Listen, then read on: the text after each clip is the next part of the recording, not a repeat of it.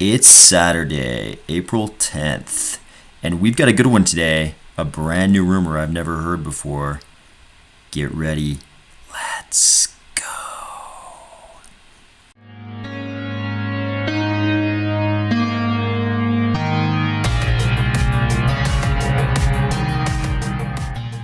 It's Saturday. I hope you all are having a fantastic weekend. Hope you had fun last night. I hope wherever you are, it's not locked down and you were able to safely have a little fun, whatever that means for you.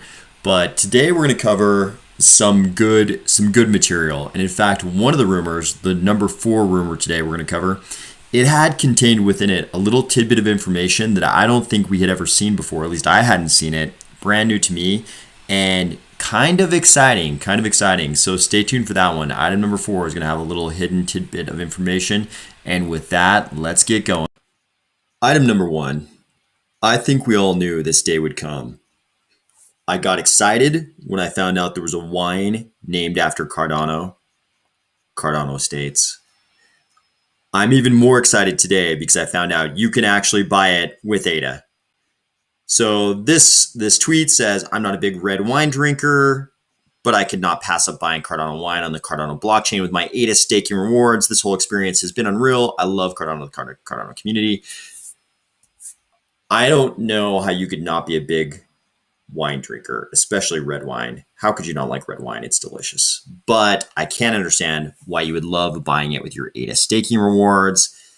That is money that just seems to drop out of Ouroboros. I assume the snake that eats its own tail just flies through the sky and sprinkles ADA staking rewards down on all of our houses. And in this case, this person used it to buy the Black Fruit and Broken Shale wines from Cardano Estates. So this is great news. It's a small thing. You can buy wine with Cardano. I looked into this a little bit. I went through the Cardano Estates website, and they don't mention buying it with Cardano, but down below in the comments, I believe this Twitter account, Jackie Clinton, I believe they said you can order through their website if you want to pay with card, or contact them through their website if you want to pay with ADA. So it sounds like you got to hit them up and say, hey, I want to pay with ADA, but they will accept it. I think these kinds of like real world use cases for ADA as a currency are only a good thing. And for all of you who can order wine and receive it in your jurisdiction, now's your chance to pay with ADA. Item number 2, Cardano gets a little coverage on NASDAQ.com. Here we are on the NASDAQ website. And, this is, it's kind of a noobish article when it begins with, for example, until a few days ago, I thought Cardano was an Italian restaurant in New York City. This is going to be someone who is newly entering the Cardano space, maybe the crypto space. But this guy goes through, seems to give us as fair a shake as possible, given that this is on NASDAQ.com. Talks about the leadership in Cardano, talks about Charles Hoskinson. I think any coverage on such a big platform like NASDAQ.com is probably a good thing. He talks about the predictability of costs. Quoting someone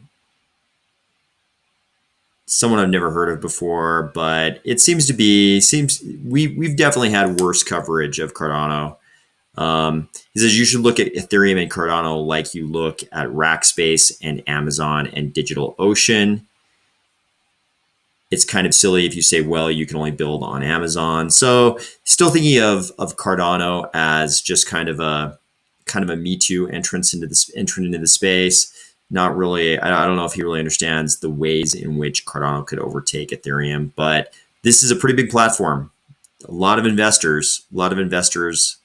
mainstream investors who might have never heard of Cardano, definitely visiting NASDAQ.com from time to time. So this is another sign of the proliferation of awareness of Cardano.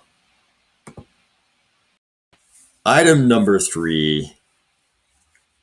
Here's a tweet about Cardano blockchain insights. Just today alone, somewhere around 11,000 native tokens were minted on the Cardano blockchain. Probably nothing. So, I mean, we're starting to see this quite a bit. There's a lot of NFT projects popping up with kind of expansive sets of NFTs. You know, they're not just like pushing out 3 or 4 pieces of art that some artist has created.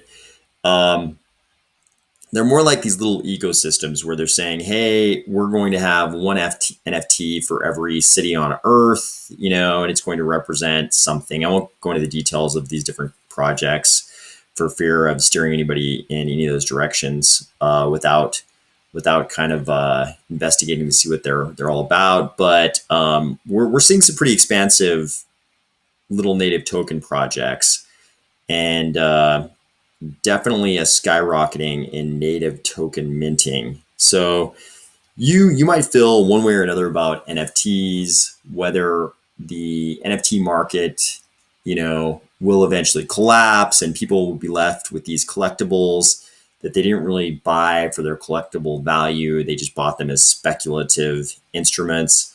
But it's definitely a thing that's going on right now. May end well, may not end well. We don't know. But there's a whole lot of that activity on Cardano right now.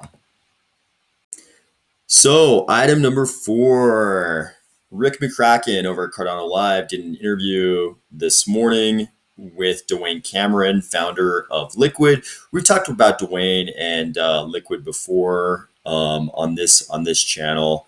Obviously, this is one of the big projects. You may be interested in DeFi or you may not, but this is likely to be one of the big early Cardano-based projects. So it's good to know what's going on. This interview has all the latest info on Liqwid. Sounds like the alpha testnet will be end of April, early May, with 3 or 4 core contracts. Rick does a really good job of asking questions that a large spectrum of listeners will be able to relate to, and they get into the details of how the contracts will work. So here's the really interesting tidbit that was hidden within here. That's actually a rumor I don't think I had heard before. So at about the 20:01 mark, Rick fields a question from the audience for Dwayne. And the question is basically like, hey, you know, do you think that Liqwid will be a competitor for this Ethereum-based DeFi project? And Dwayne's answer is no, we're more aimed at this other use case in DeFi. But the thing he points to that might be a competitor for this other Ethereum-based project is a Cardano DEX, or the DEX that IOHK and Emergo are working on. In fact, he says the Cardano DEX, or the DEX that IOHK and Emergo are working on. So it sounded, when I heard this, it sounded like he was redefining the phrase Cardano DEX as the DEX that IOHK and Emergo are working on. This is news to me. I didn't know that IOHK and Emergo were working on a DEX. And it could be that, I mean, this was obviously just an off-the-cuff comment. It could be that that's not what he meant with that comment, but it sure sounded like he was saying he was privy to the fact that IOHK and Emergo were working on a DEX together.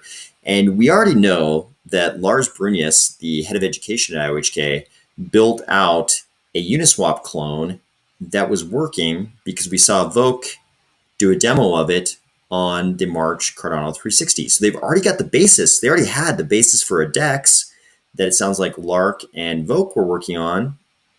And it makes perfect sense that IOHK and Emergo would take that prototype and commercialize it, because I believe they even had like a working, I can't remember if they had a working GUI for that already at the Cardano 360 episode, or if it was all CLI, command line interface stuff. But they definitely had a working interface because we saw Voke demo to us how it was working. So I believe this was us. I could be wrong, but I believe this was us accidentally finding out that IOHK and Emergo are working on a DEX. So that'll be super interesting. If it turns out that that's the case, and we either were or we're not supposed to find out about that right now, it sounds like IOHK and Emergo are working on a DEX, which is great. You know, again, you may feel one way or another about DeFi, you know, maybe it's useful to society, maybe it's not, but Definitely a lot of people want to use DEXs, decentralized exchanges, liquidity pools with automated price discovery where you can swap tokens back and forth. A lot of people want to use those. On Ethereum right now, the fees, because the a lot of them are Ethereum based, or some of them have migrated over to like Binance Smart Chain. But the ones on Ethereum, which are the most popular ones as far as I know, those are all subject to the enormous fees on Ethereum. So if there's a working DEX, especially one built really well by IHK and Emergo at launch of Alonzo, there might be a tremendous amount of interest in that. And we do know that Dwayne and his team at Liqwid are working closely with the IOHK development team as part of their getting Liqwid ready to run on Plutus. So if anybody would know about this, it would probably be Dwayne Cameron. So I hope that's the case. I hope that IOHK and Emergo are working on a DEX, and it sounds like that's probably what's going on. Great little bit of information to discover to shoot us off into the weekend. And with that, I will see you tomorrow.